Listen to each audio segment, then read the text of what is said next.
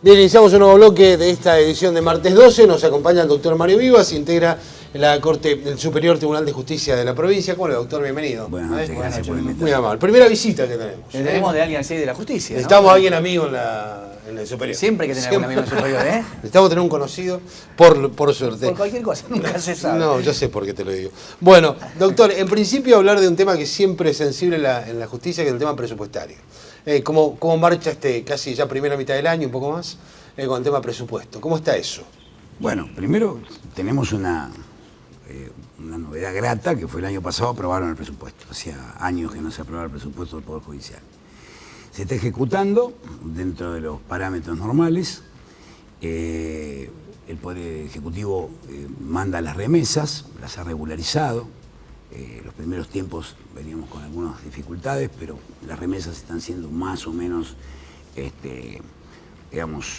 seguidas en el tiempo, semanalmente, y nos permite cubrir los gastos que no tienen que ver específicamente con el tema sueldo, ¿no es cierto? Que viene por otra partida. Sí, pero el tema proveedores, en algún momento era un reclamo que se había hecho público, digamos. Eso se regularizó. Eso está regularizado. Permite que el servicio funcione normalmente. Que el servicio funcione normalmente. ¿Pero están en condiciones de llegar con lo presupuestado hasta fin de año? ¿En todo concepto lo salarial también? ¿O hace falta? Normalmente en octubre siempre hay alguna revisión. Eso es bastante habitual que suceda. Así que esto...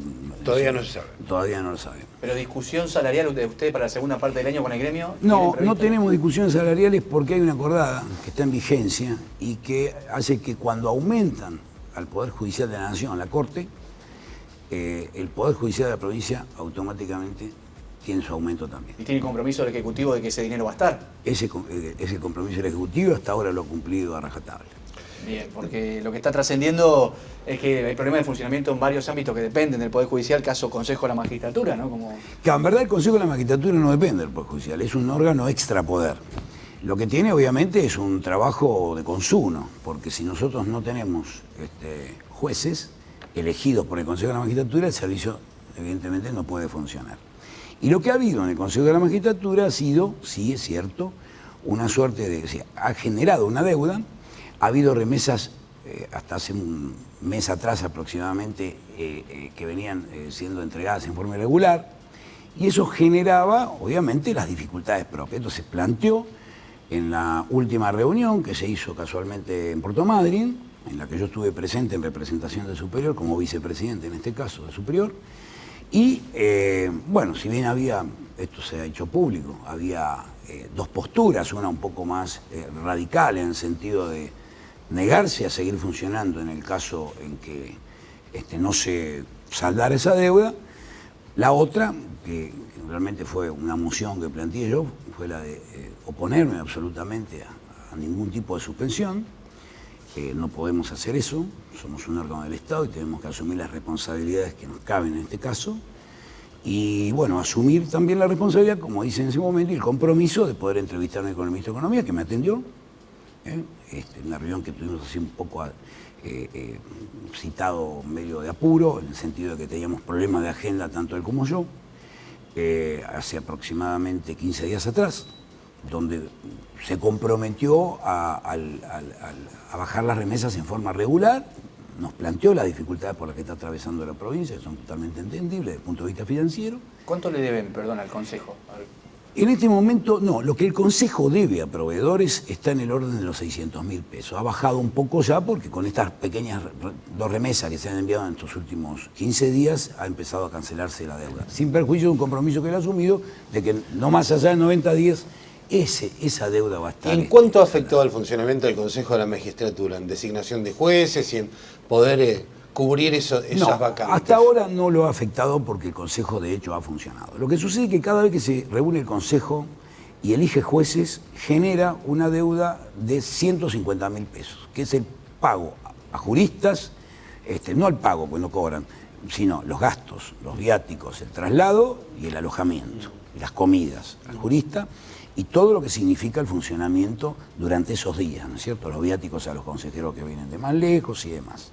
Hasta ahora no se ha entorpecido, digamos, Pero hay una interna muy fuerte, ha trascendido, doctor, esa discusión que usted dice, por lo que uno sabe, ha sido dura, ¿no? Yo no sé, fue una discusión como suele suceder en todos los órganos que deliberan, pero fue una discusión en el mejor, con altura. No hubo durezas en el sentido de lo que uno puede llegar a imaginar. ¿Y hubo plazos para esto? ¿Se fijaron plazos para que llegue ese dinero para poder regularizar? El mismo ministro se comprometió a que sin perjuicio de las remesas, en un término que no superaba los 90 días, iba a tratar de tener regularizado y canceladas las deudas. Acá lo que tenemos, obviamente, son deudas, sobre todo la deuda la generan a veces los mismos diarios, periódicos, porque hay que publicar, ¿no es cierto?, a través de edictos la convocatoria a los concursos. Eso es caro. Entonces, a veces, lo que no logra el Consejo de la Magistratura en muchas oportunidades es poder cancelar totalmente a los periódicos esas deudas que se generan. Y están obligados a publicar aparte. Sí, sí. Si no, no tiene efecto, ¿no? Lo que se delibere. ¿La próxima reunión dónde y cuándo es? La próxima reunión va a ser en Rawson la última semana de agosto. Y la última semana de septiembre en Trevelin. ¿Y se pueden bajar esos costos? Usted hablaba de alojamiento, todo lo que hace el funcionamiento de... Hay un costo que se ha bajado desde hace un tiempo largo, porque obviamente tenemos que, cuando falta dinero, hay que apelar a la creatividad. Por ejemplo, hemos tenido en las últimas reuniones, lo hacemos directamente en los consejos deliberantes. Por ejemplo, Radatili nos facilitó el lugar en el mes de fines de mayo, y el último, que fue en junio, pues julio por las vacaciones de invierno no hubo sesión, se hizo en el Consejo Deliberante de Puerto Madryn, por gentileza de los concejales. En la USAN va a ser lo mismo. En la Escuela de Capacitación Judicial, lo hacemos en casa. Está más cerca. Doctor, lo estoy viendo y lo leí también cuando nos llegó la información del tema de la violencia de género y de los datos estadísticos que tiene el superior. Sí, lo traje porque podía resultar. Pero me interesa que lo abordemos para también sí, claro, ponerlo en superficie, porque los datos son muy bravos, muy grandes, fuertes. Si acá salió, incluso nosotros lo hemos sacado en nuestra página, eso lo recogieron varios medios. El tema de la violencia de género es un tema que, lógicamente, al Superior Tribunal lo tiene muy preocupado, y a raíz de las estadísticas que manejamos nosotros a través de la Secretaría de Planificación y Gestión, bueno, lo que hemos ha sido tomar el toro por las astas en cuanto a la parte que le corresponde a la justicia, que es dar respuesta inmediata. Y la respuesta inmediata pasa, en primer lugar, por dar respuesta a lo urgente.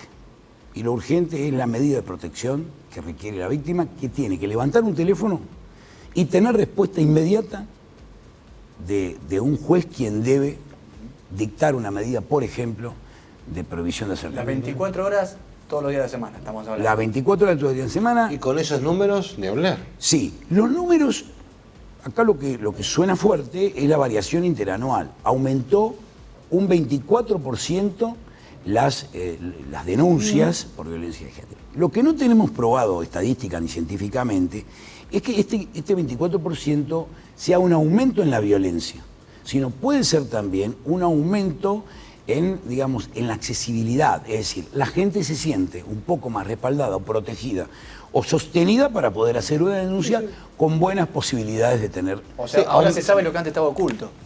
Es una hipótesis. Es una hipótesis, sí.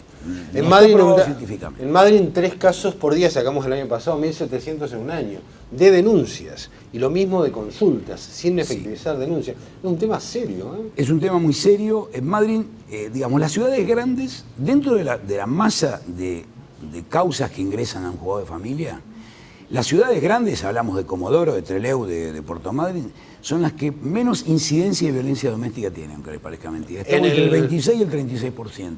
Ahora, si nos vamos a Esquel, nos vamos a Lago Pueblo, a Sarmiento o a Rawson, llegan a la mitad. Es decir, de 100 denuncias o de 100 cuestiones de familia, divorcios, alimentos, la mitad son violencia de género. Son por violencia de género. Doctor, y uno escucha que como las medidas para combatir esto de las pulseras antipánico, por ejemplo, pero llegan, se hablan mucho y llegan pocas y no alcanzan, claro, y cómo se selecciona eso también, qué caso en particular. Sí, eso ya tiene que ver un poco más con las políticas que bajan del gobierno nacional. Es decir, el ministro de Gobierno lo que ha implementado es este sistema, que lo inauguró vez pasada en Madrid, creo que fueron 8 o 10 pulseras, donde hay una especie de protocolo urgente donde hay un profesional que asesora o que sugiere, por ejemplo, al victimario en el momento que se acerca, lo persuade de que no lo haga y demás. Son 10 pulseras, es decir, obviamente nosotros tenemos desde la justicia que avanzar desde otro ángulo y procurar evitar la mayor cantidad de estos trágicos y desgraciados casos que se nos presentan. ¿Alcanzan los juzgados de familia que hay? ¿Son suficientes? En función de este dato que es tan grande, ¿no? Los juzgados de familia, de acuerdo a las estadísticas que venimos, yo soy muy amigo de las estadísticas y creo que el monitoreo lo tenemos que hacer a partir de ahí, porque es desde ahí donde encontramos las debilidades y las fortalezas. Yo creo que los juzgados de familia sí. Lo que necesitamos es más especialidad dentro del juego de familia en ciertos profesionales que se ocupen específicamente del tema de violencia de género. Claro. Ya hemos autorizado en estos días a las 2 jueces de familia, por ejemplo de Madryn, ahí arrancamos y lo vamos a hacer para toda la provincia, con un secretario de refuerzo específicamente asignado a cuestiones de violencia de género. Esto se va especificando cada vez más. Hay provincias que incluso ya tienen fueros dedicados a esto. Nosotros por razones presupuestarias no lo podemos hacer, pero bueno, con los elementos que contamos, procuramos tratar de ir paliando la situación. Había una expectativa, está vinculado me parece con esto, con lo de la oficina de la mujer, ¿no? Con la creación de esa oficina, se puede fijar política desde el Poder Judicial, pero sigue sin cubrirse, se hizo un concurso, hay 2 postulantes, 2 candidatas que quedaron... Sí. Bueno, nuestra idea originariamente, en vida del doctor Guinle, incluso era poner en marcha rápidamente la oficina de la mujer. Sucede que el concurso no ha concluido, es decir, ha habido una serie de planteos de una de las aspirantes, que no viene al caso ni quién ni por qué, pero sí lo cierto es que no hemos concluido con ese proceso concursal, que así como fue transparente en sus comienzos, queremos que termine transparente.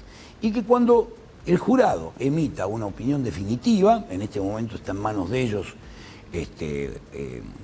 resolver un recurso que han planteado, bueno, el Superior Tribunal tendrá que tomar la determinación. Me parece que teniendo el dato de que si hubieran aprobado el pliego de la doctora García Blanco, podía haber sido una manera de empezar a tomar una definición de hubiera sido stand-by, ¿no? el voto de la mujer, claro. Hubiera sido fantástico y yo creo que cada vez se espera el nombramiento de una ministro o ministra mujer con más ansiedad, porque la mirada de la mujer para la elección de una funcionaria como la que estamos eligiendo es fundamental. Y si ustedes me preguntan a mí, mi opinión personal esperaría a que llegara una ministra. Y bueno, y eso está por ahora... Es personal. Por ahora... No sé, habría que preguntarle a Donet. Tenemos que ir al ámbito legislativo con Pablo para averiguar un poco más de eso. Usted ha hablado recién de razones presupuestarias. En la elaboración del presupuesto del año que viene, ¿esto puede estar incluido, fueros para violencia de género? Entendemos que por ahora con los juzgados de familia que tenemos y la respuesta que se está dando estaría en estudio. Y les explico por qué. En el mes de septiembre, como nosotros hemos sacado 2 acordadas en el mes de junio, donde en realidad lo que hemos establecido son protocolos de actuación de los jueces y conjugado esto con el actuar de la policía, lo que queremos es hacer a 3 meses de la creación de estas 2 acordadas, donde establecemos esos protocolos, establecemos guardias y demás. A partir del mes de septiembre yo voy a hacer una recorrida por las distintas circunscripciones judiciales para hacer un monitoreo y una devolución, digamos, de cuál fue el resultado. Si vemos que el resultado, digamos, si no han mejorado, digamos, la contención, si no han mejorado las medidas de protección, si no hemos logrado un mejoramiento, tendremos que pensar en un fuero. ¿Qué parámetros se van a utilizar para medir eso? ¿Es el testimonio de las víctimas? Básicamente va a hacerlo a partir de la cantidad de medidas cautelares, que por ahí tenemos que empezar, las medidas de protección. Bien. Es decir, ¿cuántas medidas de protección se han tomado? ¿Cuánta gente ha reincidido en la denuncia? Hay gente que también desiste de la denuncia. Es decir, es todo un análisis que lógicamente... La medida cautelar es el dato estadístico que va a buscar usted en esa recorrida, digamos. Sí, la medida de protección para nosotros es fundamental. Si hemos logrado tener éxito con la medida de protección o ha sido violada la medida de protección. Ahí tendremos que ver entonces por qué ha sido violada y en ese caso, si el juez, que debe hacer el seguimiento de esa exclusión del hogar, de esa provisión de acercamiento, ha podido lograr su objetivo. Bueno, tendría que ser una política de Estado, pienso, porque bueno, el gobierno es ha una lanzado política judicial. claro, pero sí. digo, con todos los poderes, sobre todo con el gobierno, porque usted tiene que ir a pelear por la plata para eso. Un nuevo fuero implica más presupuesto. ¿Qué opina de la ley de emergencia de violencia de género? Que también requiere, hay que pensar en un presupuesto ahí. Que fue vetada, ¿no? Sí. Yo creo que hay que tomarlo, está bien, todo lo que signifique paliar este flagelo está bien. El tema es que, como les explicaba al principio, relacionado con la cuestión del Consejo de la Magistratura, tenemos que ser creativos y apelar a la creatividad en todos los casos. Con lo que tenemos y con los recursos humanos y económicos que tenemos, más con un poder judicial que no cobra bajos salarios y demás, tratar de optimizarlo eso en todos los sentidos. Es decir, ese es el concepto. Porque es muy fácil decir, necesito 10 personas, necesito 5, necesito 8, y no pasa por ahí. No, por ahí para su criterio está bien, digamos, de personal y de salario se podría hacer más. Se podría hacer más. Siempre se puede hacer más. ¿Los agentes no entienden eso? Cuando sí, usted le dijo a los jugadores de familia hay que estar las 24 horas. Lo entienden. Y han prestado una colaboración que le digo que en el 90% de los casos, es decir, con alguna excepción de algún jugador de familia, ya las circunscripciones judiciales venían trabajando en ese sentido. Lo que hemos hecho ahora ha sido ordenarlo y uniformarlo para toda la provincia, cosa que no haya ningún juez que quede fuera del sistema.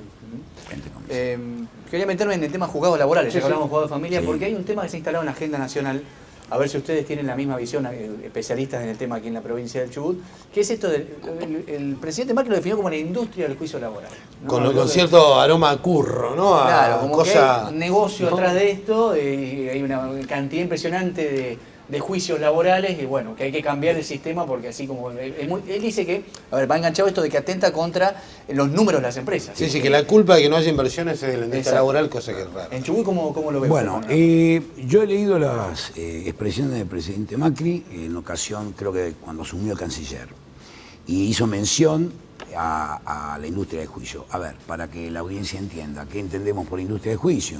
Es una mafia, ¿no es cierto?, donde se conciertan varios protagonistas para tratar de, como usted decía, entrar en el tema de una especie de curro, es decir, conviene más, según esta concepción, ser despedido que seguir trabajando, sería algo así.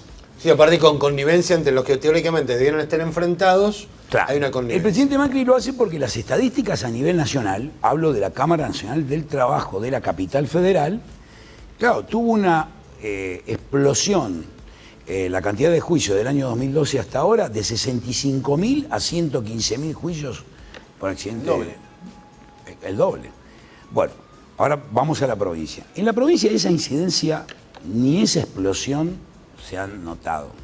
Es decir, nosotros lo que tenemos son juzgados laborales con mucho trabajo, pero digamos que del año 2012 hasta ahora no ha habido un incremento de causas laborales, ¿no es cierto?, que permita suponer que acá hay una industria del juicio. Puede haber algún estudio jurídico que se le vaya a la mano, no lo voy a negar, pero esto no es ni sistemático, ni es lo que se pinta a nivel nacional.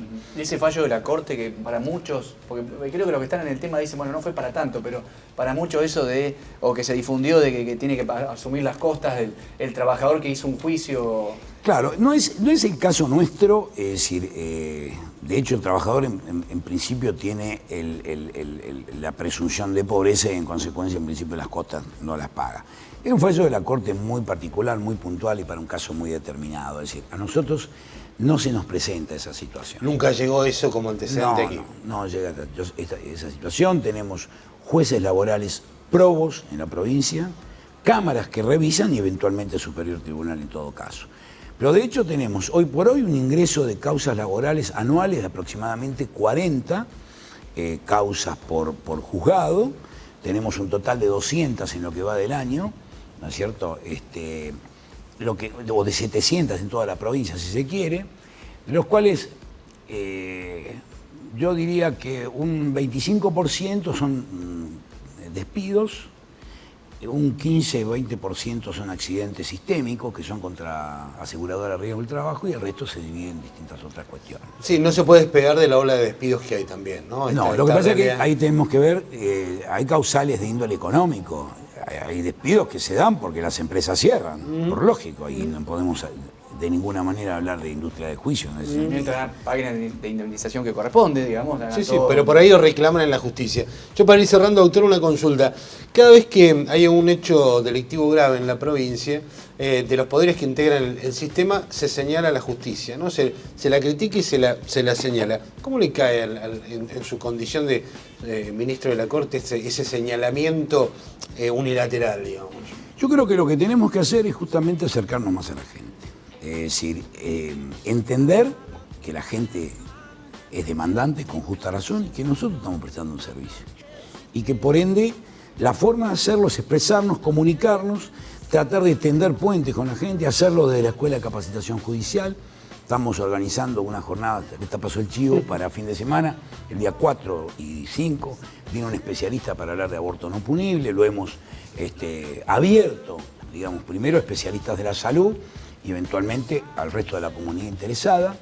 Lo vamos haciendo de a poco. Si tenemos que tender puentes, la justicia por muchos años ha estado alejada de la gente y creo que lo que corresponde es acercarla, porque en definitiva somos un poder del Estado democrático. ¿Puede ayudar esa reforma del Código Contravencional, por ejemplo? Sí, Dicen mucho no. Como para evitar que después los delitos se conviertan todavía más graves. Sí. Estaba en legislatura, se habló mucho, ahora se frenó el tema, ¿no? No, pero está ya un tris de... hablaba con la diputada Papayani, otro día lo tienen prácticamente armado, tengo entendido que próximamente se le va a dar tratamiento. Lo mismo estamos haciendo nosotros, ya quizás en un estadio mucho más embrionario, el proyecto de Código Procesal Civil Comercial, Contencioso Administrativo, Familia y Laboral. Así que tenemos para trabajar. Sí. Hace rato, no, pero claro, o sea, al modificarse el código en el 2015, el civil y comercial nos obligó a tener que cambiar de nuevo. Gracias por la visita, doctor. No, gracias a usted por muy invitarme. gentil con nosotros. Gracias a usted por invitarme. Hacemos la pausa nosotros, cuando estemos de regreso, ya hay aroma a fuego, viene el quincho. Viene la otra parte de la política. Ya volvemos.